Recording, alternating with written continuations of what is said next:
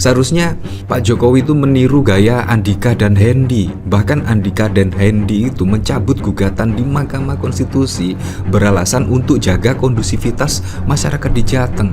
Masa sih Pak Jokowi tidak sadar ya bahwa terkait polemik ijazah ini sudah menjadi isu nasional, dan bahkan juga banyak yang terseret-seret terkait kasus ijazah ini.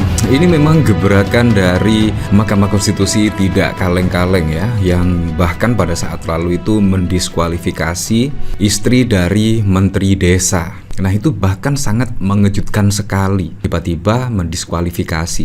Pada saat lalu memang ada pemberitaan seperti ini, yaitu cawe-cawe mendes untuk istrinya terbukti pengaruhi hasil Pilgub Serang dan akhirnya didiskualifikasi. Nah ini saya jadi teringat langsung kepada Andika dan Hendy ya, yang pada saat lalu tiba-tiba mencabut gugatannya di Mahkamah Konstitusi. Padahal kalau kita lihat fenomena pada pilkada yang lalu itu sangat wow sekali ya.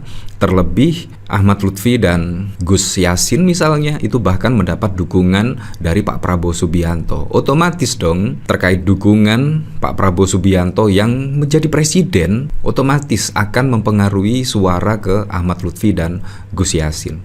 Pasti.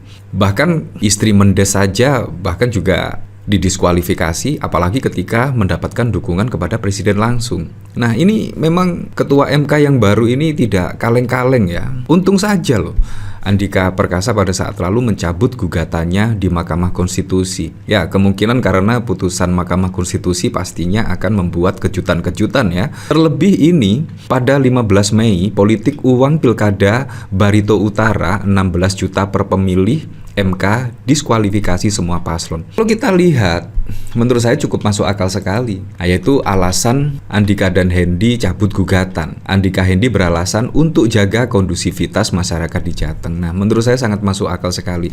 Legowo.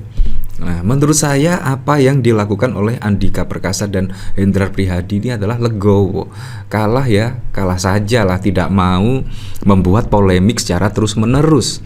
Seperti halnya dengan Pak Jokowi saat ini. Pak Jokowi ketika mendapat gugatan terkait ijazah palsu dan lain sebagainya. Padahal yang menggugat itu menurut saya simpel saja. Pak Jokowi datang dan menunjukkan ijazah aslinya, beres sudah. Tapi pada saat sidang mediasi yang lalu, Pak Jokowi malah memperpanjang keadaan, memperkeruh suasana dan bahkan menutup damai dan dilanjutkan ke proses hukum. Nah ini kan juga sangat wow sekali ya.